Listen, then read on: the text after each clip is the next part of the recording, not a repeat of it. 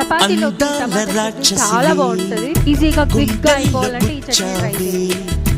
మిఠాయి మాటలతో తూటాలు పేల్చావే, కొడవలితో కసిగా మనసే కోశావే.